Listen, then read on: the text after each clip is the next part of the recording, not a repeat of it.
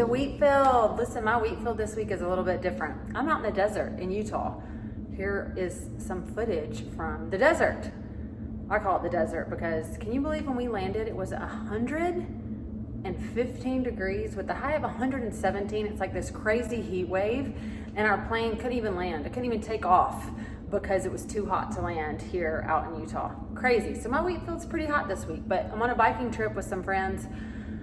Funny thing is I'm not a biker, but they had e-bikes, so pretty nice. But here's something I learned today that I wanted to share. I was on the side of this road. It's like it's a back road. The company we're out with is called Back Roads. It's not like a main road, and I'm riding and we're going up the hill and it's 113 degrees and I'm pedaling even on the e-bike. This is like hard. There's elevation, it's crazy. And I started noticing things on the road. Like I was just like head down, look ahead, see what I can see. And I started just noticing the random things, the things that stuck out like a sore thumb to me.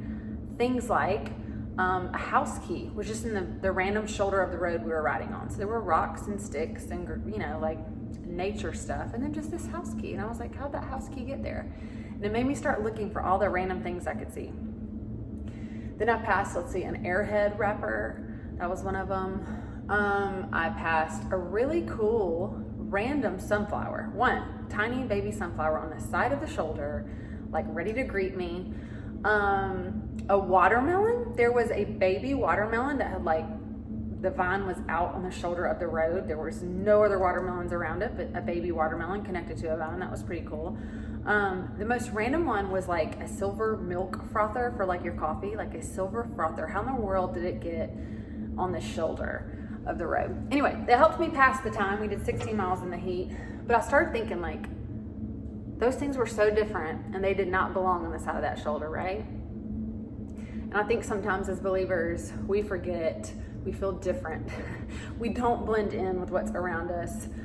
We don't want to blend in with what's around us. And I wanted to just encourage everybody to remember, we are set apart. We are called.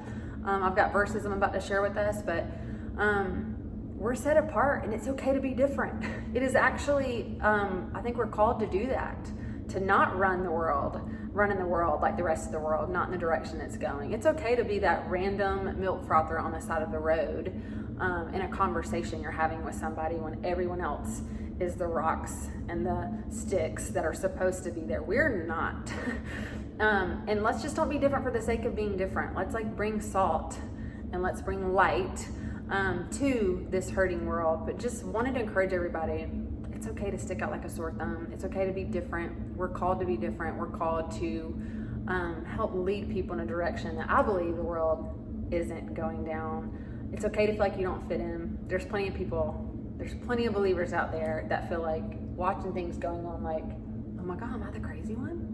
I guess I am the crazy one. That's okay. It is okay to be different in this world as a believer. So here's a couple verses for encouragement. Y'all ready? 1 Peter 2:9, but you are not like that, for you are a chosen people, you are royal priests, a holy nation, God's very own possession. Deuteronomy 14:2, you have been set apart as holy to the Lord your God. You are set apart, friends. Here's a couple more.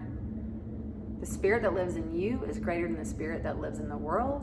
Those people belong to the world, so they speak from the world's viewpoint, and the world listens to them. We don't belong to this world. We are from a different place.